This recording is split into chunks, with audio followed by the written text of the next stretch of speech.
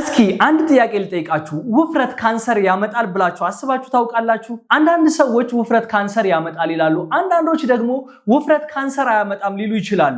ነገር ግን ብዙ ማስረጃዎች የሚያሳዩን ብዙ የካንሰር አይነቶች የስብ መጠናቸው ከፍተኛ በሆኑ ሰዎች ላይ ተጋላጭ እንደሆኑ ወይም የስብ መጠናቸው ከፍተኛ የሆኑ ሰዎች ከ13 አይነት በላይ ለሆኑ የካንሰር አይነቶች ተጋላጭ እንደሆኑ ነው። ነገር ግን እንድታውቁት የምፈልገው አንድ ነገር አለ። ወፍራም የሆኑ ሰዎች ሁሉ ካንሰር ይዛቸዋል፣ ቀጭን የሆኑ ሰዎች ደግሞ ካንሰር አይዛቸውም ለማለት አይደለም። ነገር ግን እነዚህ ከስብ መጠናቸው ከፍተኛ የሆኑ ሰዎች ለካንሰር ተጋላጭ ናቸው ነው ለማለት የፈለኩት። ስለዚህ ዛሬ የምነግራችሁ 7 ምክንያቶች ክብደታችሁ ወይም ውፍረታችሁ ከመጠን በላይ የሆነ ለካንሰር የሚያጋልጡ ምክንያቶች ምንድናቸው የሚለውን አንድ ባንድ በ7 ምክንያቶች እነግራችኋለሁ። ለዚህ ቻናል አዲስ የሆናችሁ ካላችሁ እንኳን ወደ ቻናሌ በሰላም መጣችሁ። በዚህ ቻናል ላይ ስለ ጤና ስለማንኛውም የጤና ርዕሰ ጉዳዮች ውፍረት መቀነስ፣ መጨመር፣ ኮሌስትሮል፣ ግፊት እንደዚሁም ደግሞ ስኳር ጋር ያተኮሩ ላይ ደግሞ በጥልቀት እናወራለን። እንደዚሁም ስለ ስነ ምግብ እናወራለን። ስለዚህ ሰብስክራይብ ማድረግ፣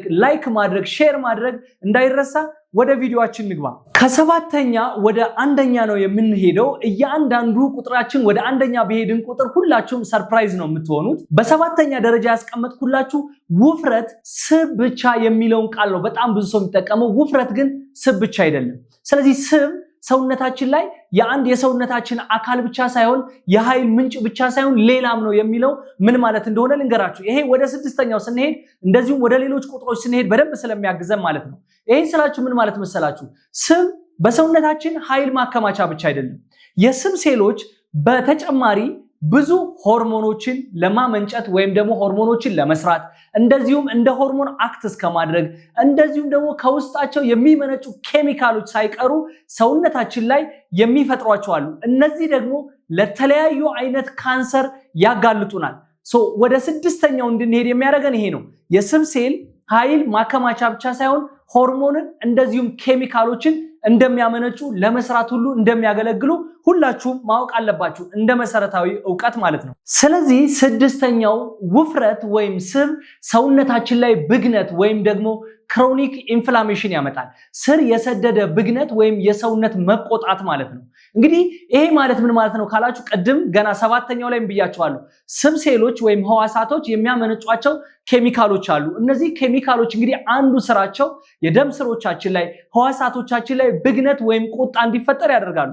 በነገራችን ላይ መጠነኛ የሆነ ብግነት ወይም ቁጣ በኖርማል ወይም በመደበኛነት ሰውነታችን የራሱ ክሊር የማድረጊያ መንገድ ወይም የማጽጃ መንገድ ስላለው ያን ያክል የሚያስጨንቅ አይደለም። ነገር ግን ከልክ ያለፈ ውፍረት ካለ፣ ከልክ ያለፈ የስብ ሴሎች ሰውነታችን ላይ ካሉ ግን ይሄ ብክነት ለረጅም ጊዜ ይቆያል። በአንድ ምሳሌ ልንገራችሁ። ቤታችሁ ውስጥ ከሰል ብታነዱና ከሰል ጭሱ ቤታችሁ ግድግዳ ነጭ ቢሆን የከሰል ጭስ የሆነ ጊዜ ቡና ስታፈሉ ወይም አልፎ አልፎ ከሆነ ቤታችሁን ላያጠቁረው ይችላል። ነገር ግን ሁልጊዜ ማገዶ ቤታችሁ ውስጥ ሳሎን ላይ ብታደርጉ፣ ሁልጊዜ ከሰል ጭስ ቢኖር ቤታችሁ ውስጥ ከሆነ ጊዜ በኋላ ጣራችሁን ቀና ብላችሁ ብታዩት ጠቁሮ ነው የምታገኙት። ይሄ ማለት ሰውነታችን በብግነት ለረጅም ወራትና ዓመታት የሚቆይ ከሆነ የሰውነታችን ህዋሳቶች ለረጅም ጊዜ በብግነት ወይም በክሮኒክ ኢንፍላሜሽን ጫና ውስጥ እንዲሆኑ ያደርጋቸዋል። ይሄ ደግሞ የሰውነታችን የህዋሳቶቻችን ውስጥ የሚገኘው ዲኤንኤ ወይም ጄኔቲክ ዘራችን ሳይቀር እስከ መቀየር ሊያደርስ ይችላል። ይሄ ነው እንግዲህ ከልክ ያለፈ የህዋሳቶቻችን መቀየር፣ ባህሪያቸውን መቀየር ለካንሰር ያጋልጣል የምንለው። ይሄ እንግዲህ ወደ ቀጣይኛው ወይም 5ኛው እንድንጓዝ ያደርገናል። 5ኛ ከፍተኛ የኢንሱሊን መጠን። እንግዲህ ከፍተኛ ስብ በሰውነታችሁ ያላችሁ ሰዎች ሃይፐር ኢንሱሊኒሚያ የምንለው ወይም ከፍተኛ የኢንሱሊን መጠን ይኖራቸዋል። ምን ማለት መሰላችሁ? ኢንሱሊን ሰውነታችን ላይ የስኳር መጠን ወይም ምግብ በምንመገብበት ጊዜ ከፍ በሚልበት ጊዜ በተደጋጋሚ ኢንሱሊን በደም ስራችን እንዲጨምርና ህዋሳቶች ይሄንን የስኳር መጠን ከደም ስር ወደ ራሳቸው እንዲያስገባ ኢንሱሊን ትዕዛዝ ይሰጣል። ይሄ ግን በተደጋጋሚ እየተፈጠረ በሚሄድበት ጊዜ በተለይ የስብ ሴሎች እየጨመሩ በመጡ ቁጥር ግን የኢንሱሊን ሬዚስታንት ሌሎች የሚጨመሩ ኬሚካሎች የሚመጡ ኬሚካሎች ስለሚኖሩ ህዋሳቶቻችን ኢንሱሊን መቀበል ያቆማሉ። ኢንሱሊን ሬዚስታንት ይፈጠራል። ይሄ ኢንሱሊን ያለ መቀበል ደግሞ ህዋሳቶቻችን ደግሞ ተጨማሪ ኢንሱሊን እንዲመረት ያስገድዳል። ይሄም ሃይፐር ኢንሱሊኒሚያ የበለጠ እንዲጨመር ያደርጋል።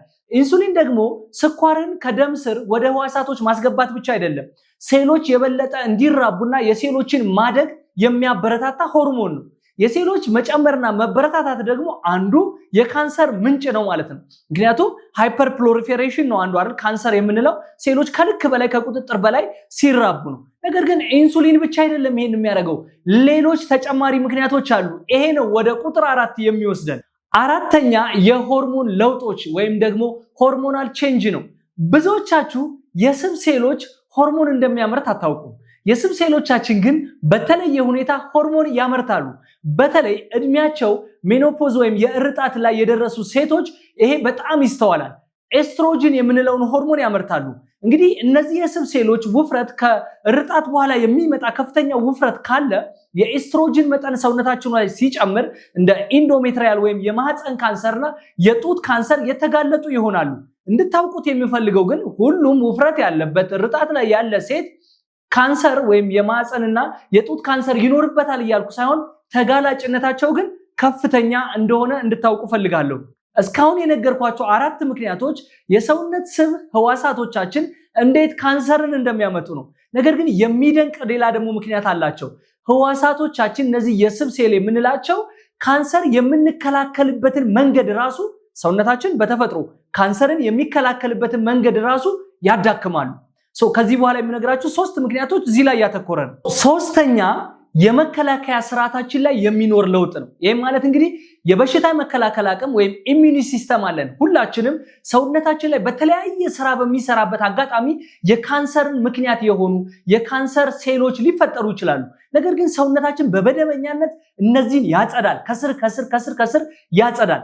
ይሄ ግን የስብ ሴሎቻችን ከፍተኛ በሚሆንበት ጊዜ በሰውነታችን ውስጥ ይሄንን የማጽዳት አቅም ያዳክማሉ ወይም ተጨማሪ ጉልበት በመጨመር ይሄንን ስርዓት የማዳከም ስራ ይሰራሉ። ይሄ ብቻ አይደለም።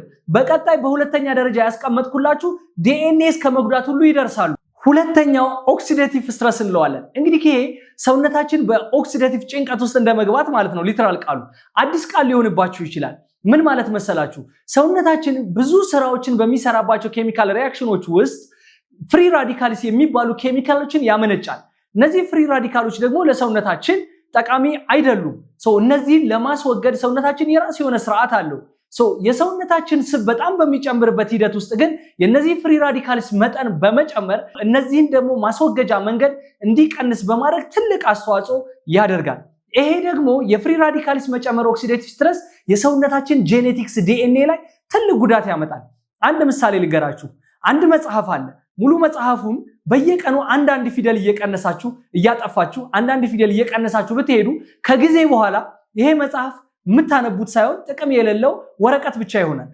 ዲኤንኤያችንም ልክ እንደዚህ ነው። በየጊዜው እነዚህ ኬሚካሎች እየጎዱት በሚሄዱበት ሰዓት ከሆነ ጊዜ በኋላ ከጥቅም ውጭ የሆነ ከቁጥጥር ውጭ የሆነ ዲኤንኤ ወይም ጄኔቲክስ ይኖረናል። አሁን ወደ መጨረሻውና ወሳኝ ሁላችሁም በጉጉት ወደምትጠብቁት ደርሻለሁ። ይሄ ምንድነው ካላችሁ እስካሁን የነገርኳችሁ ለየብቻቸው አይደለም ውፍረት ያላችሁ ላይ የሚፈጠሩት ቅንጅት አላቸው።